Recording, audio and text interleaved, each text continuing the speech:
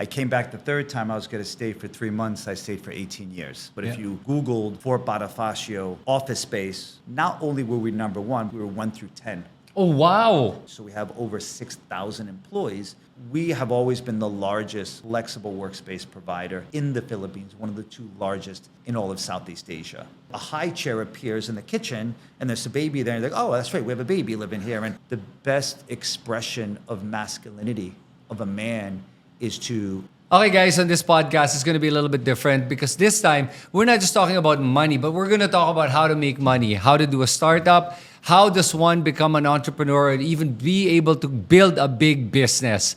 And with me today is one of the founders of KMC. They're one of the largest, and I hope I don't make a mistake in describing them, one of the largest real estate owners or lessors in the Philippines. All right. So with me is the K in KMC, Greg Kittelson. Greg, what's up, man? Great to be here. Thanks for having me. Yeah, and you know what? A lot of people are probably wondering, when they see you, you're a foreigner. You're not Filipino. What are you doing here? Taga lang, pare. Amerikano ko pero may puso Pilipino. Oh, yun. Oh, marunong pala mag-Tagalog to Konti lang, pare. Konti lang. Subukan ba natin o wag na? Sige, I'm not gonna go there with you. Sige, don't worry. I won't test you too much. But what I do want to know is, how long have you been in the Philippines now? So, I came to the Philippines in 2002, but I had visited twice before for vacation to come check it out. I came back the third time. I was going to stay for 3 months. I stayed for 18 years. Ah, wow. Damn. Okay, 18 years. And then in this time that you've been here, you were able to build KMC. Correct. I mean, first we built Kittelson and Carpo Consulting with my business partner, Amanda Carpo, who's the C in KMC. She's a corporate tax lawyer. You know her. You're friends with her. Actually, I think I met you through her. Yep. So we started a consulting firm. We built up to about 150 people. So we're assisting foreign companies doing business in the Philippines, anywhere from tax incentives with BOI, PEZA, the incorporation of all the government agencies, and then other services like various corporate services. Then they all wanted office space. They all wanted recruitment. So we started offering these services. And with Mike McCullough, we started KMC. And KMC initially was a brokerage company, but with some flexible workspace, which is known today as co-working space. Serviced offices, different terms were used back then, sometimes seat rentals. So we had these foreign companies coming in. They wanted to incorporate a company. We helped them with that. Then they said, well, can you provide all the corporate services? And by the way, we need office space. And if they wanted an entire lease, we would refer them to one of the large office space brokers. And if they wanted just kind of a plug-and-play solution, some serviced office, which you might call co-working space, we refer them to some of the other providers. We started receiving so many inquiries. By the time we received 100 inquiries within, I think, 2 months for all types of offices. And that's when we started KMC and said, okay, we're going to be a brokerage company, but we're also going to have our own seat leasing or flexible workspace facilities. And we started in Rufino Tower, on Ayala Ave in Makati. And then we started with 15 square meters. We filled that. We took another space in Rufino Tower of, I think, just over 500 square meters, around 450 square meters, filled that. And then we started to build out in BGC. And Piccadilly Star was the first building. And that was 16, 17 years ago. Wow. Okay. So if you guys follow the story that he just said, it seemed to me, and correct me if I'm wrong, but it seemed to me that it was a vertical integration. Correct. Right? And Correct. Would it be safe to say that it was something that you kind of stumbled along because of what you were providing in terms of services?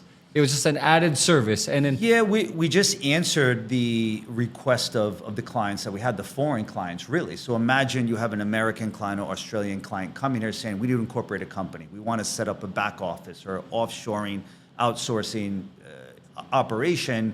We need to incorporate a company. We also want tax incentives, and we need additional corporate services. By the way, we trust you. We only know you. Can you find us office space? So we started to do that, but again, realized we should have our own facilities and started building them out. So, pretty quickly became experts in the commercial office space, and then more concentrated, flexible workspace. Wow, I love it. But wait a minute. Well, you're not a tax consultant, are you? No, I'm not. So what are you? I actually majored in Spanish Really? at Rhode Island College in the United States. So I'm from Rhode Island. It's the smallest state in the Northeast between New York and Boston. I like foreign languages. I like Spanish. I was good at it, so that's what I studied. Amanda is the corporate tax So lawyer. your role would probably be more the marketer, the one that the business developer, the one that brings in the business.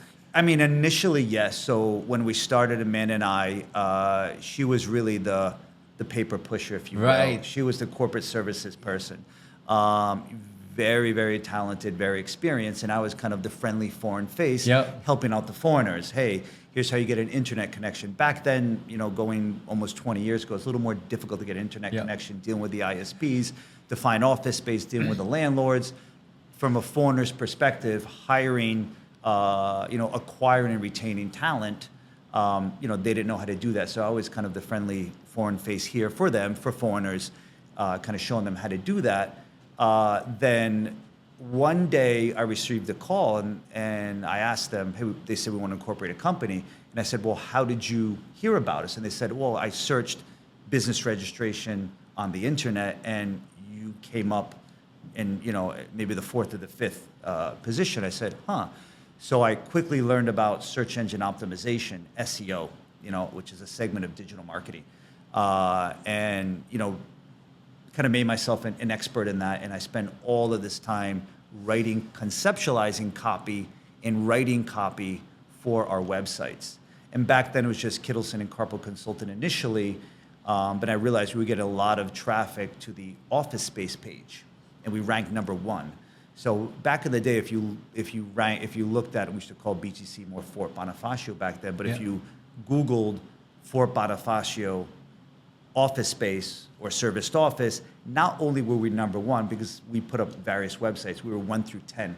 Oh wow. So The first page. yeah, 1 through 10. Yeah. So that's just an example. So we really, mastered search engine optimization when others in our industry, whether they were the serviced offices or the brokerage companies, didn't really focus on their web presence. So we're able to capitalize on that at a time when nobody was.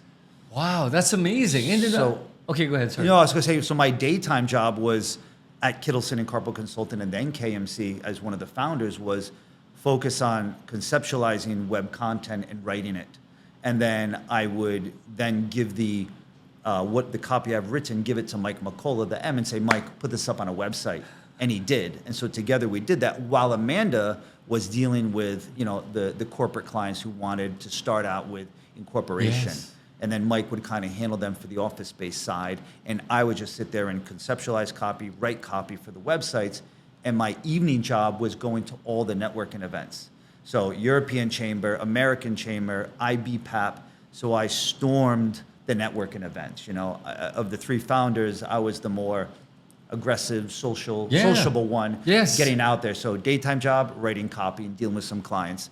And then evening, nighttime job was going to all these networking events. And then before going to bed again was writing more copy and more web pages. And the companies really grew from there. Kittelson and Carpel Consulting, KMC, which became KMC Savills, are mainly brokerage company, but real estate services, full real estate services company. And then KMC Solutions, which is the larger company, which is flexible workspace. And under that is co-working space, serviced office, seat rentals, swing space. And then within that, we also have EOR, Employee of Record. So we have over 6,000 employees here in the Philippines that either work from home, work from one of our offices. We have over 30 locations throughout the Philippines, and they are legally our employees. We handle the recruitment, the HR, the payroll, but they're dedicated to our various clients throughout the world, mainly the United States and Australia. So anywhere from eBay has 10 employees with us in the Philippines, and that was our first client for the EOR, Employee of Record business, to Zoom, who has almost 1,000. Wow. So they don't have a legal entity in the Philippines. We are their legal entity where their employees legally are run through us. So it's not just the flexible workspace, it's also the staffing. Well, I didn't know that side of KMC. When did that start? When we started KMC Solutions. So what happened was with Kittelson and Carpel Consulting, a lot of foreign companies would come in for incorporation. We want to incorporate a company. We want to hire employees in the Philippines. But once they realized how bureaucratic it was, what the process was, so you got to register with 5 government agencies. You have to have multiple incorporators, multiple board members, government compliance, payroll every 2 weeks, government compliance every month, every quarter, every year. They said, oof.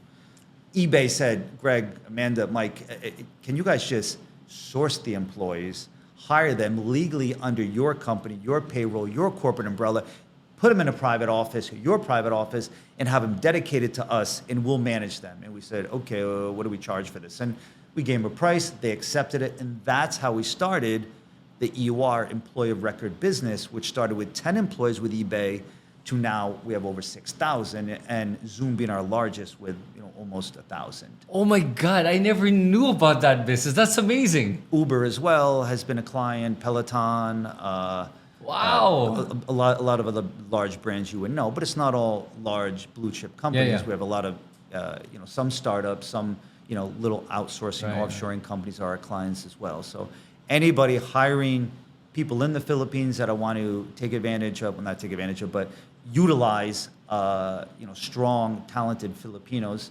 and then working from their home or from our office. Okay, so I have 3 questions. Number 1, why haven't you gotten into the residential part, or have you? And I just don't know about it. Yeah, so KMC Savills, our real estate brokerage side, we mainly, or real estate services, we mainly focus on commercial office space. But we do have always had a small residential team or a few people doing the residential. Yeah, because I would imagine people that get office space from you would be like, hey, can you tell me where I should live? Find me a spot. So, yes. However, how many brokers, call them street brokers or independent brokers or brokers working for brokerage companies are doing residential? We all know many, which are, fine, great, talented, but there's so many people doing it, right? And you want to go into the businesses which are harder and have a larger or bigger barrier to entry. Right.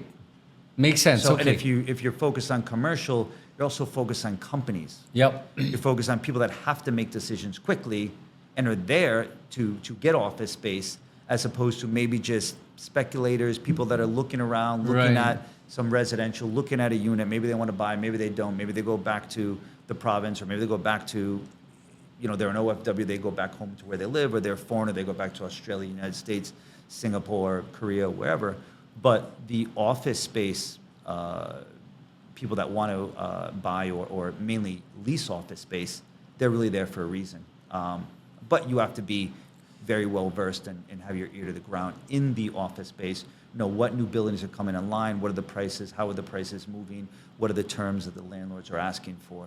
Okay, so I'm learning so much from you actually. And normally when Greg and I have a conversation off cam, it's not this serious, okay? But it's usually over drinks, sometimes in a KMC office, at one of our bars in a KMC office, or a random event, and we're not talking this seriously. No, we're not. But this is good because I'm also learning a lot from what you're talking about and learning about you. But I wanted to ask you, when you set up KMC, did you imagine it was going to be this big? I mean, it is. This is a big company. When Amanda and I started, Amanda Carpo, we started Kittelson and Carpo Consulting. Again, that was the consulting from the first company. We thought it'd just be a service, right? We're servicing some clients. I didn't think that would really turn into a company with employees. So that company again grew to 150 employees. And then if you look at KMC Solutions with the EOR employees.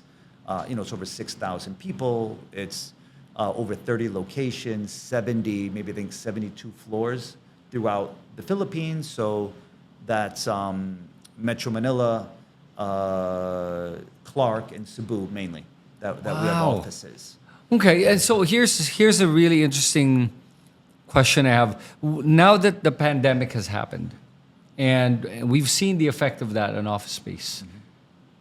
Where do you guys see yourself positioning yourself, and how is the business now? Considering that I think we've just changed the whole dynamics of going to work, where there's a lot of hybrid solutions now, and a lot of commercial space and office space is now empty. Am I correct on that assumption, or am I wrong on this one? well, people are starting to go back to the office now. So the pandemic was interesting because it shook up the flexible workspace industry. So serviced office, co-working space, seat rentals. If you had multiple locations, you kind of reduced down to a few. If you had one or two locations, unfortunately, you shut down. So a lot of companies did shut down. So we have always been the largest flexible workspace provider in the Philippines, one of the two largest in all of Southeast Asia. To also put in perspective, we have over 20,000 seats or 20,000 desks, right, throughout the country.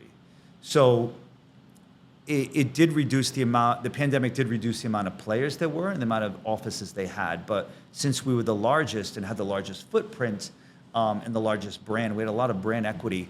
So we were able to withstand the pandemic and come out actually stronger.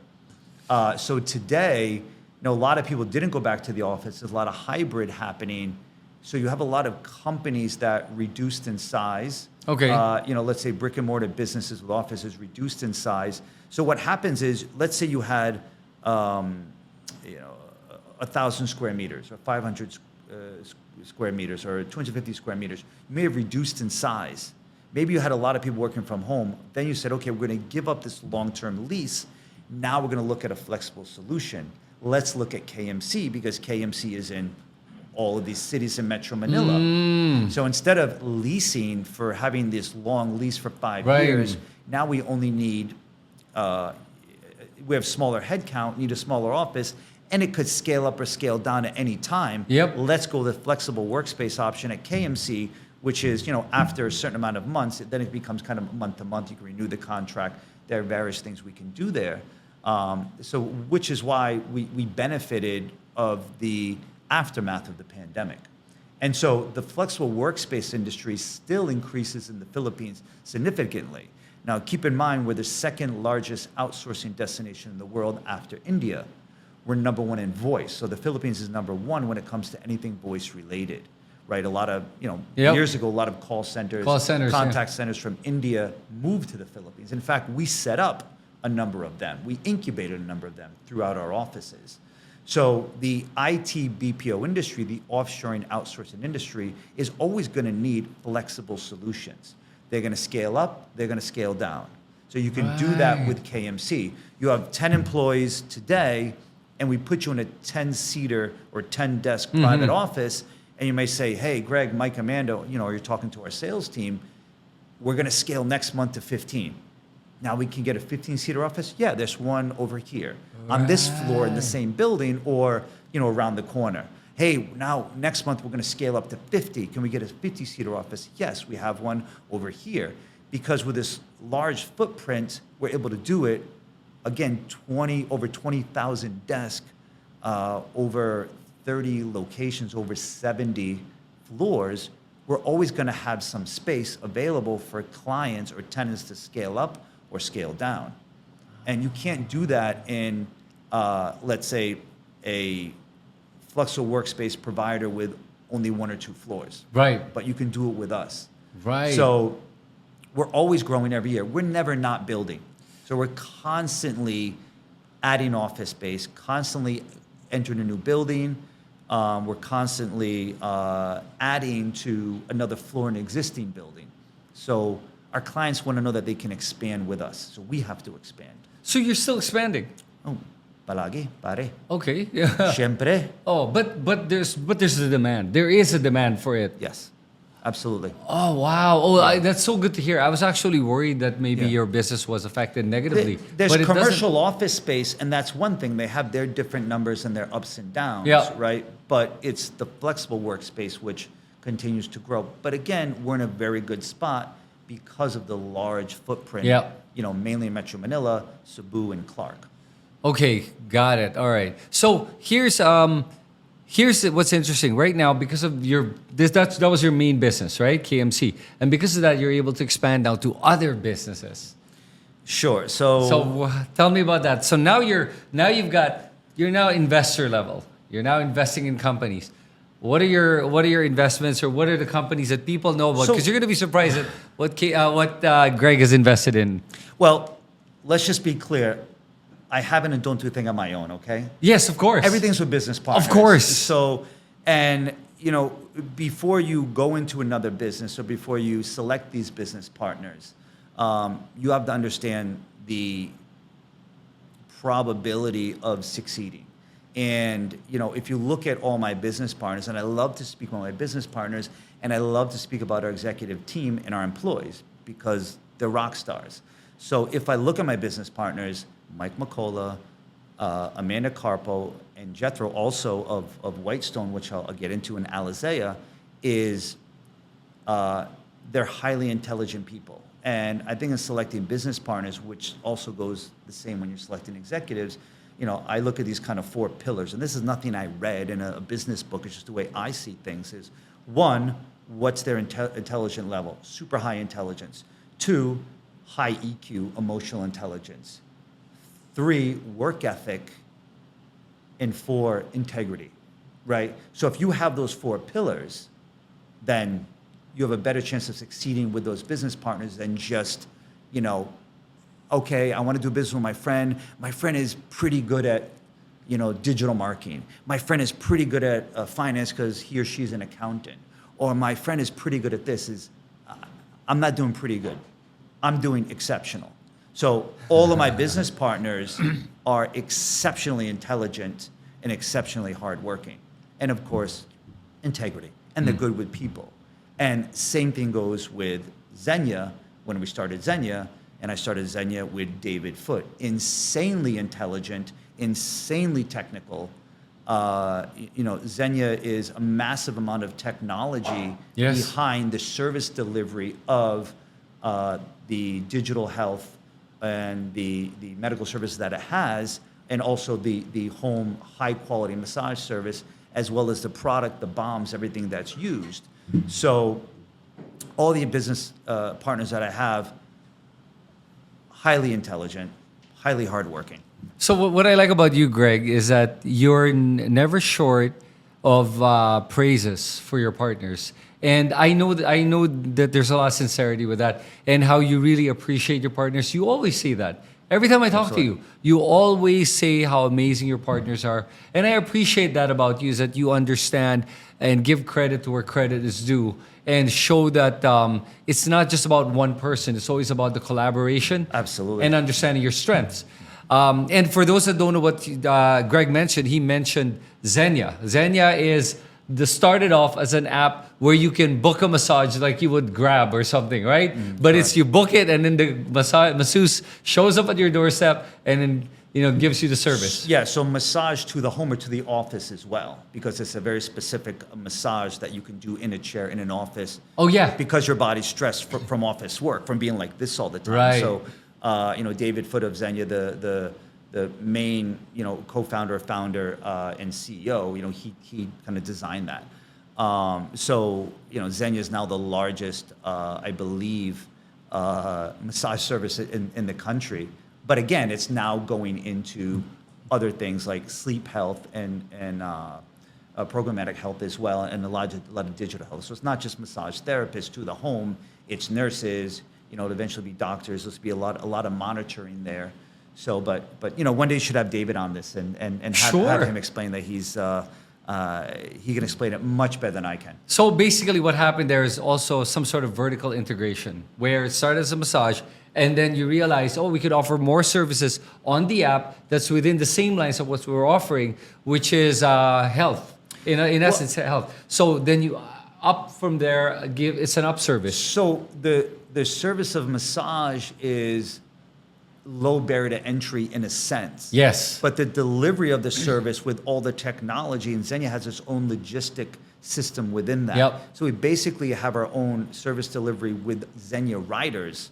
So the massage therapists go on back of scooters to get to the massage service, but also all the nurses as well. So we have cold storage, cold chain, right? So there are kits that the nurses have in order to go to your home and, let's say, do blood extraction and then blood analysis directly to the labs. We were doing COVID tests, COVID vaccinations, flu vaccinations. So, and there's a lot of stuff in the works for Zenya. So Zenya's not just massage. It's really Zenya health, Right. And but health to the home. did it start during the pandemic?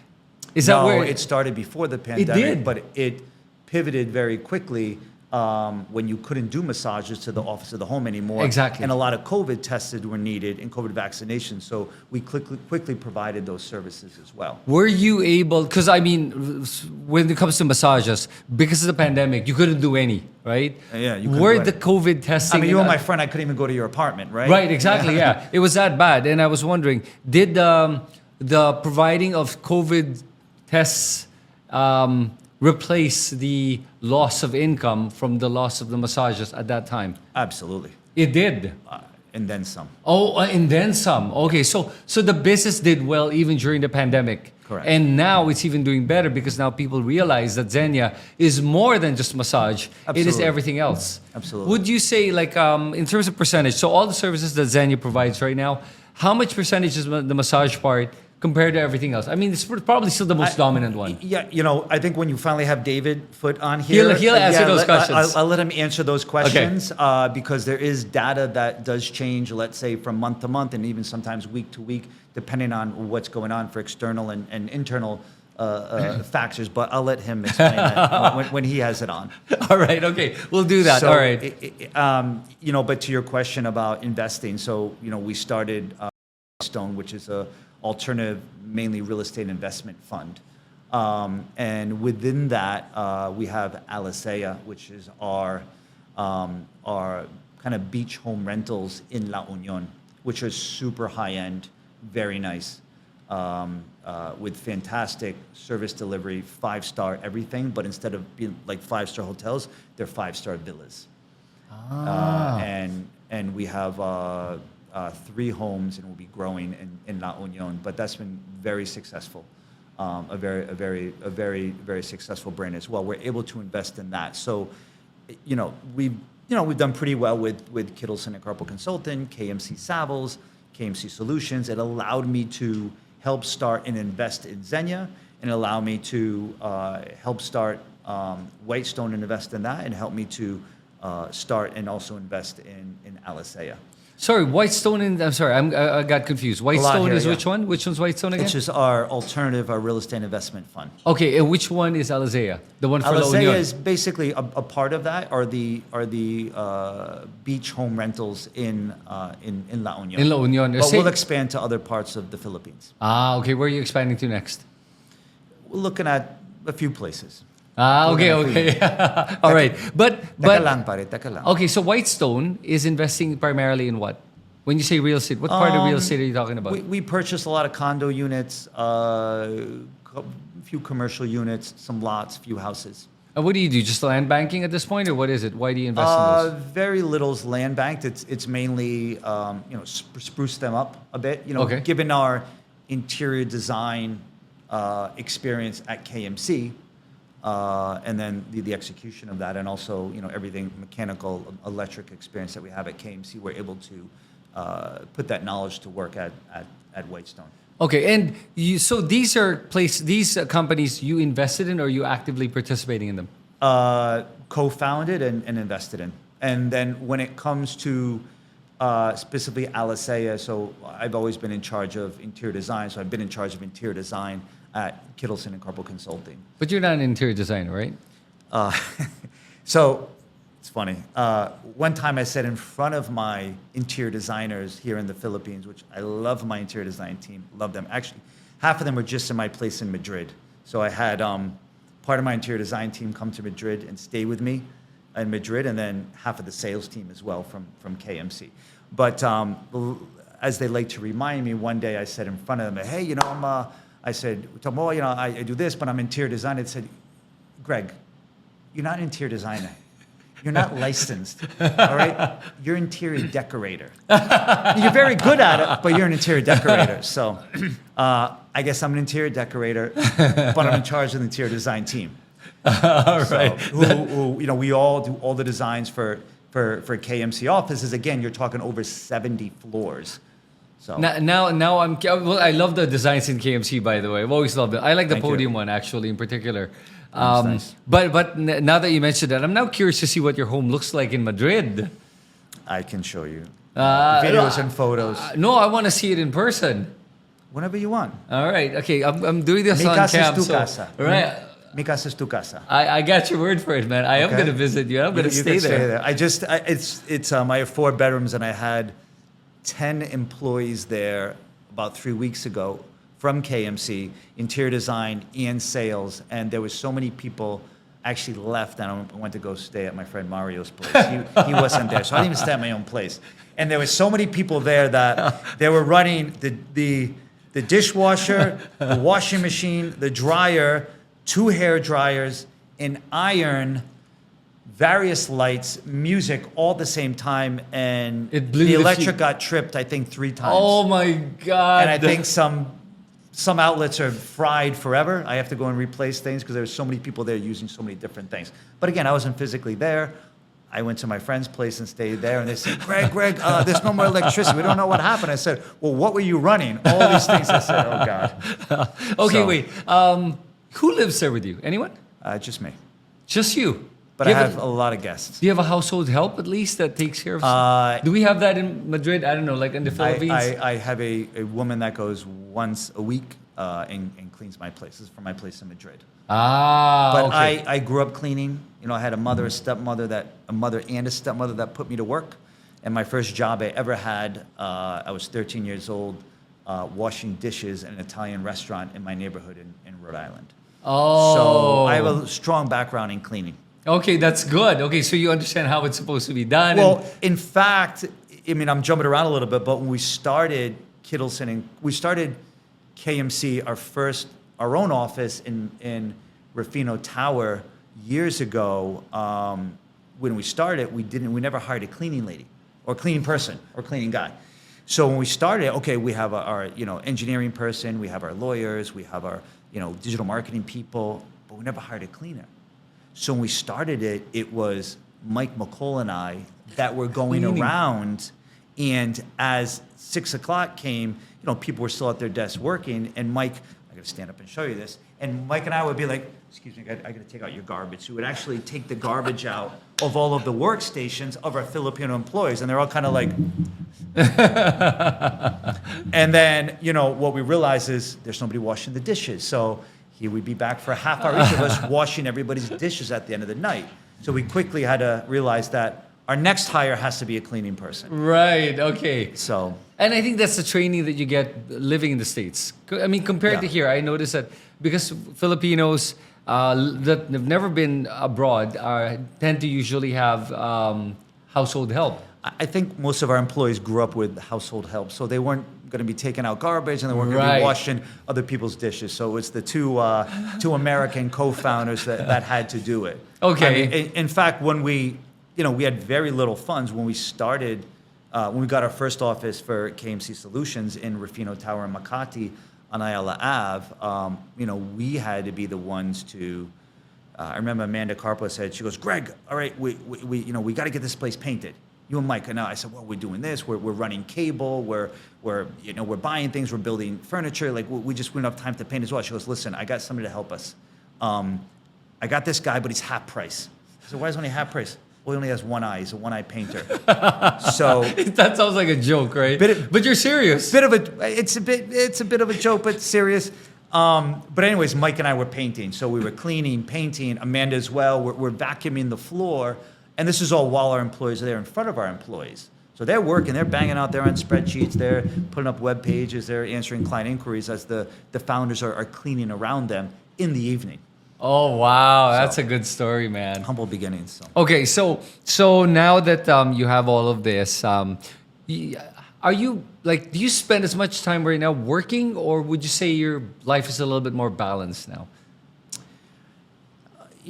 Still working, of course, but I think you're just working on different things, right? When you found a company, when you start a company, it's you're spreading yourself all over, Right. Right? You're doing multiple things. You're wearing multiple hats. Now, the different 3 co-founders of KMC have different skill sets. So now we're able to really go where we shine, what we're good at, where we have the most impact. And, you get to a point where not all the time the founders still kind of are responsible for strategy. some new ideas. But we do have executives that, of course, work with us on that.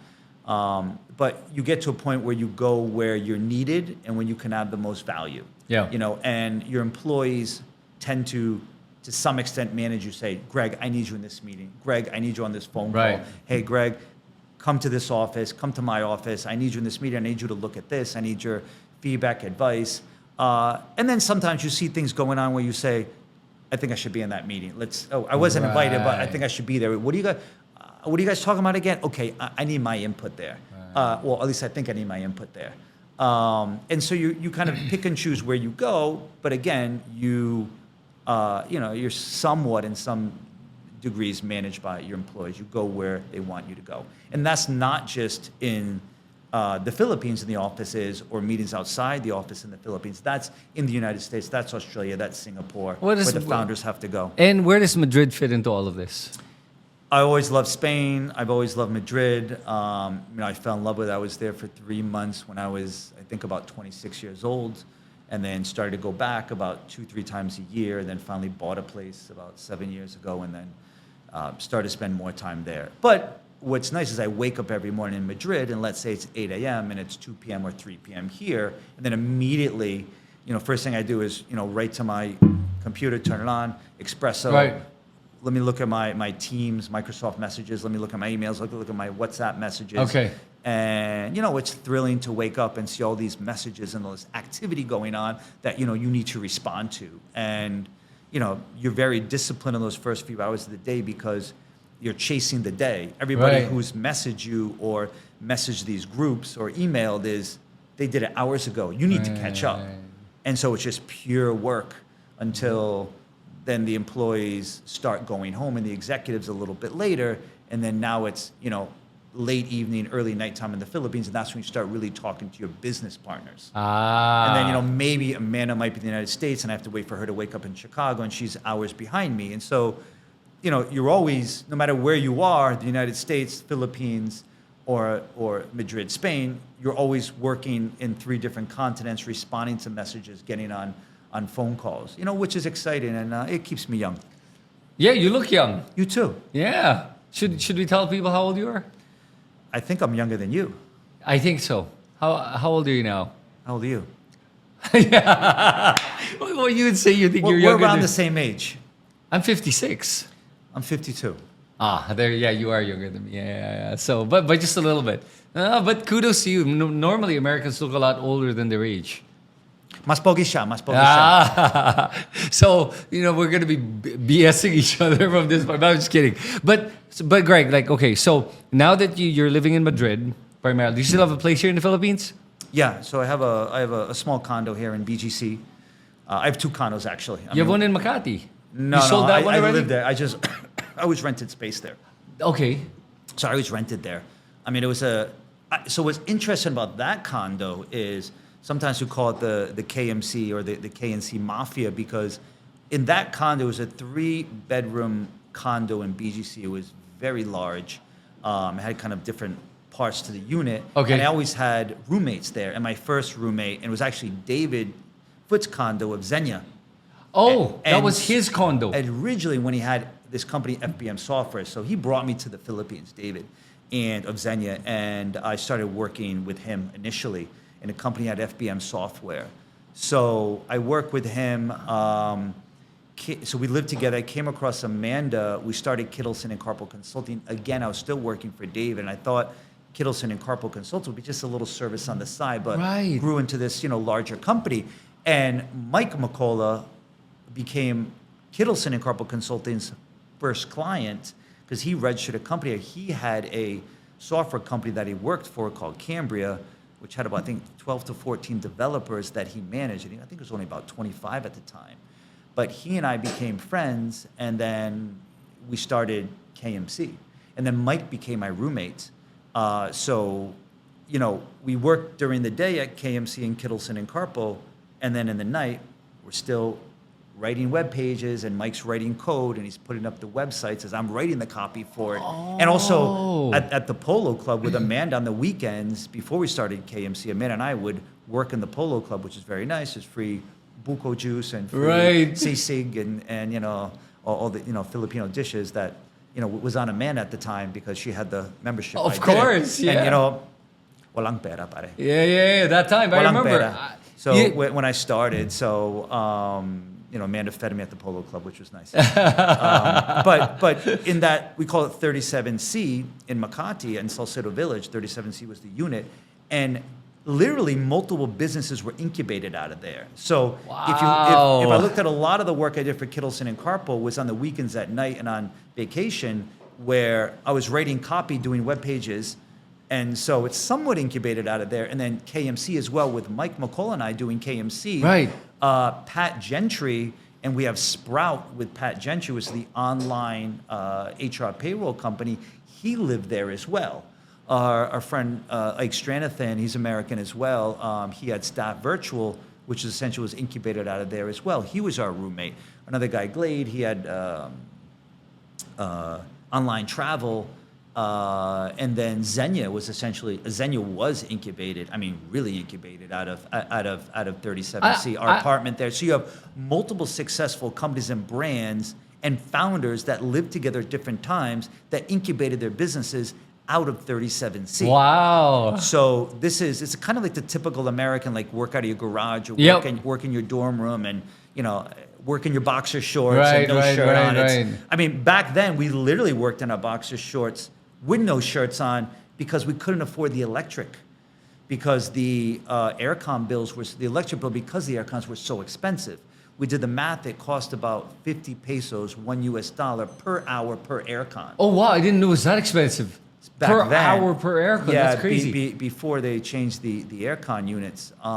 And we learned to work, sleep, and live with using fans and not aircon. We couldn't afford aircon. I'm not lying. This is not trying to be funny. Yeah. When you get an electric bill that's 25, 30, 35, 40, 45,000 pesos a month. That's and crazy. None of you are making any money because you're struggling entrepreneurs. Say, listen, we got to cut costs. No more AC. I need it. No more AC. It's too expensive. So we were running fans. So writing copy, writing code. Mike's writing code. I'm writing copy. Doing web pages together with no aircon, as well as the other guys who incubated the businesses out of there. But I didn't know that you lived in 37C for that long. Yeah, like a decade or more. And it was just renting. Renting. Oh, lucky I think you've been lucky some of my lander. parties there, right, Chris? Yeah. I've been there. Yeah, I remember. I saw you then some of my parties making bakyu back in the day when you were single. Yeah. Trying to get pogie points. Right. No, but I remember that. And I never knew that it was, you've been there that long. Just renting. That you never moved, even though Yeah. when you were starting to actually have success in your businesses. Yeah. So not only did we incubate businesses out of there, so Mike and I lived together, Mike McCall of KMC, and our live-in cook, who's really a chef because her cooking's excellent, her name's Cynthia, I think she's my age, we heard through the grapevine that she was pregnant. And we said, Cynthia, again, she's our living cook. Cynthia, you're pregnant, is this true? Yes. Well, what's your plan? And she want to go to Antique and have her child there and leave it with her family. And then live with us and still cook for us, and then I guess send money back to the family once a month, hoping it gets to her child. Yeah. And seeing her child once or twice a year. And Yeah. Mike and I spoke together and said, Cynthia, listen, instead of doing that, have your baby, didn't know if it was going to be a boy or girl at the time, have your baby in a hospital in Manila, in the capital. And when your baby's born, bring your baby back to the apartment, and the baby can live with you in your room. And she had quite a large room for at the time. Right. And Mike and I were struggling entrepreneurs just starting, so we would just go into the kitchen, grab our food. Mike was your roommate. Yeah, Mike was our roommate. Okay.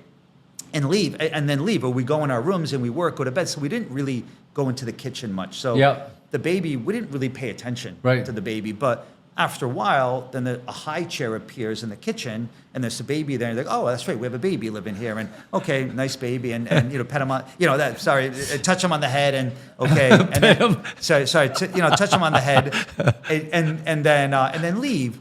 And then I think Mike taught him how to walk at 11 months. And then once he learned how to walk, well, actually, let me back up. When Cynthia, the mother, our cook, brought the baby home, we said, my name's Gregory, and Michael's Michael. I said, Cynthia, what's the baby's name? MG. What? MG. I don't understand. What? MG. I say, what's MG? She goes, Michael Gregory. Of course. And I You're said, the surrogate parents, and I said, honestly. You named the baby after us? I said, I have one question. Why is Michael's name first and not mine? So, and Mike always teased me, Greg, she always liked me better, that's why. So, and Michael Gregory, MG, has a father, a Filipino father, and they don't really talk anymore, but he's out there somewhere. And so when Michael Gregory, MG, became about 1 year old, that's when he starts, if you have children out there, people, kids start going all over the house once they can walk. And it was, he would come in for the first time and, I'd come in, I'm working, okay, hey, how you doing? And, kind of go on your way. Second time, how you doing? Okay, put him on my lap and, okay, now go on your way. Third time is, he comes back to me, put him on my lap, okay, this is a pen, this is a phone, this is that. I like and then, this, a few times go on, then he's following you around the apartment and looking for you. And then one time I asked Cynthia, I said, Cynthia, has he been in the water? Tub, bath, submerged pool, anything? No, never. So I brought him to the pool with me. And it was probably about 1.5. And I remember that's when I put him, on the side of the pool with his feet dangling in the pool and just kind of watching him. I don't know if I'd ever bring a baby to the pool before, maybe my younger cousin, and then I remember I looked up, there was a bird or something that went by, and I looked down at MG's completely submerged in the water, probably almost drowning. So I go in there, pick him up, no fear, and I said, okay, now it's time for swimming lessons. Put him in swimming lessons, and then he just started following me around, and Michael around as well, and we kind of became the father figures. And when he became 3 years old, I put him in, I think it was called Fundamentals, a school a preschool in Salcedo Village. Okay. And I think he was one of 2 Filipino children there. Okay. And because it was Salcedo Village, a lot of foreigners. Yep. And then where we lived in, it was mainly foreigners as well. Right. So we got really exposed to, these American uncles, which are like father figures, and everybody in the building was foreigner, and most of the people in the building were foreigners. So in the pool, it's all foreigners, and then at school, it's all foreigners. In Salcedo Park, it's mainly foreigners. Yeah. So he kind of grew up that way, really speaking English. His Tagalog isn't that good. Now he's 14. He goes to CSA, Wow. Colegio San Agustin. So when he was 9 years old, I lived in BGC. He lived with me until he was 9 years old. Everybody had their own room in BGC, and then when he became 9 years old, I bought another apartment. I put he and his mother across the street in that apartment. And In BGC? In BGC. To this day, I love him like a son. And I pay for everything, and I send him to private school. And the first thing I do when I hit the Philippines, if he's awake, I see him, or I come, in the evening at nighttime. I go out with Mike McCullough and my other friends. Wake up in the morning, first thing is I see MG and take him to the gym. We take walks, we talk, and I spend as much time with them together as I can. Greg, I am proud of you, man. Like, seriously, wow, dude, this guy. No, because seriously, we've known each other for so long. I've seen you from when you had nothing, when you were starting off in the Philippines. You were this bachelor that was all over the place. It was hilariously all over the place. I went out quite a bit. Let's not call it all over the place. That doesn't sound good. But I was out quite a bit, yes. Very sociable. Yeah, you're a social animal, and I never thought you'd be what I'm hearing now. It's like, damn, I feel a lot of the heart and love that you have for this kid, and that you actually look at this kid as your own. It's like family for you. Yeah, absolutely. Right? So he calls me Uncle Greg. He calls Mike McCullough Uncle Mike. And then all my friends and brother, he calls him Uncle. And that's amazing, bro. Yeah, he's an important part of your life. Yeah, absolutely. I mean, I have 5 biological American nephews in the Philippines, 2 that are coming to visit me. They're 21, 2 that are coming in a couple of days.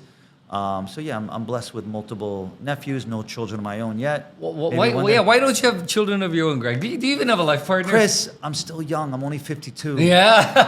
I got a lot of good years ahead and a lot of energy. I have time. Yeah, what's the rush? There is no rush. Right. It'll happen. Yeah, in so due time. you're not actively looking. What is it's going to turn into a dating show now? I mean, seriously. Am I looking? I'm open to be a father now, but I'm based in Madrid, so it'd have to be Madrid.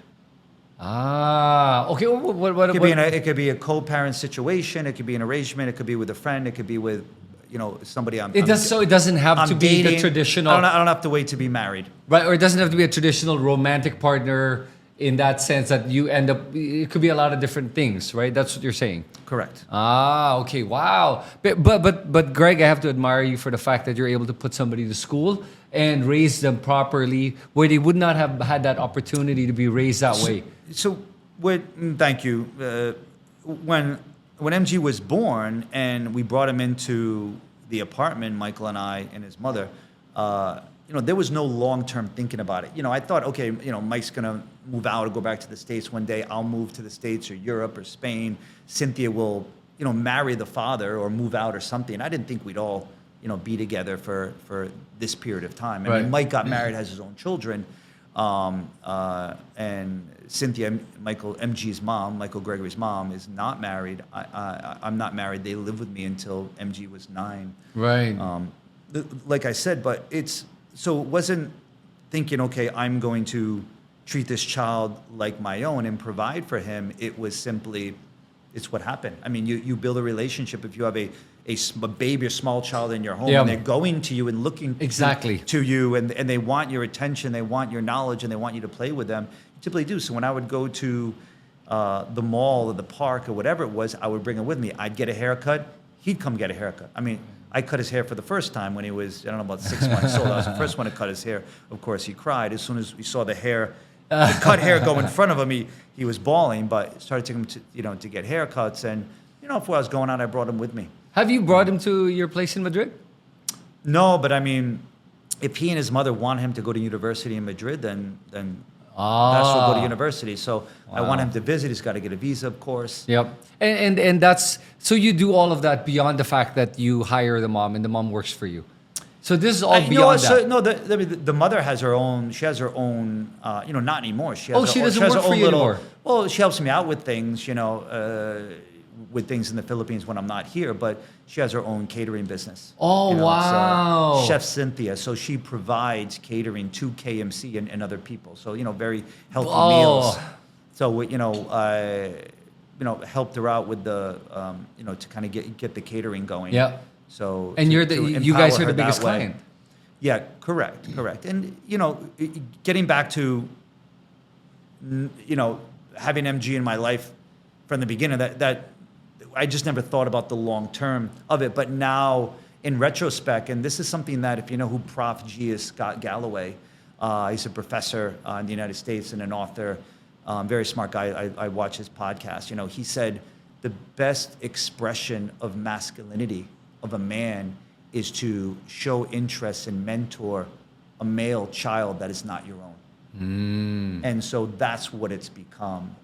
Putting time and effort into a male child that is not your own. So if you look at the rise of single motherhood, not just in the Philippines, but all over the world.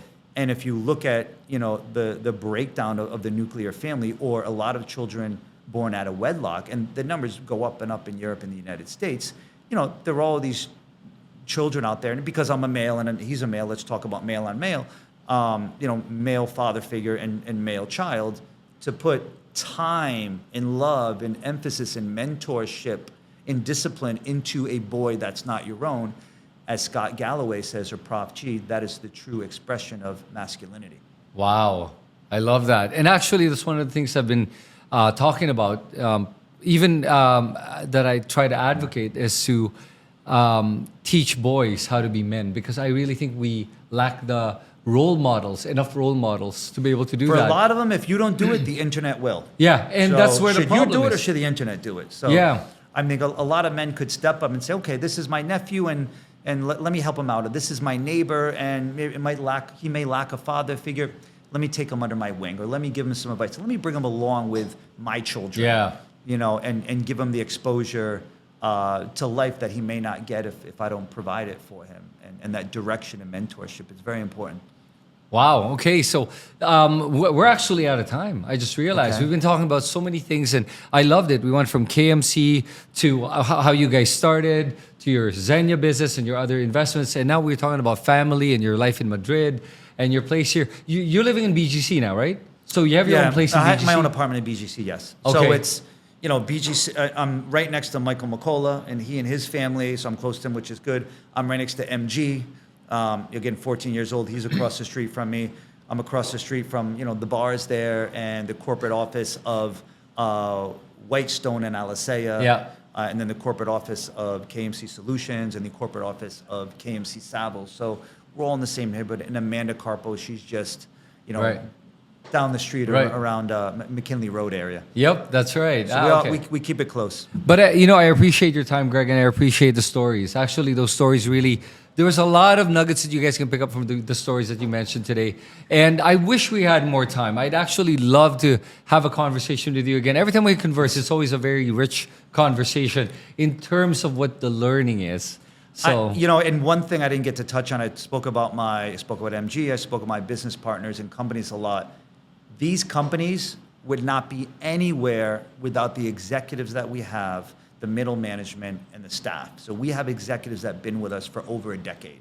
And as much love that I have for my business partners, I have for our executives, our managers, definitely my interior design team, and a lot of people at the companies that we have. and that would probably be for me the biggest lesson and the biggest takeaway that I have from this conversation I've had with you is the fact that you should really appreciate the people that are around you because they really will make you who you are and they will shape your future in a way.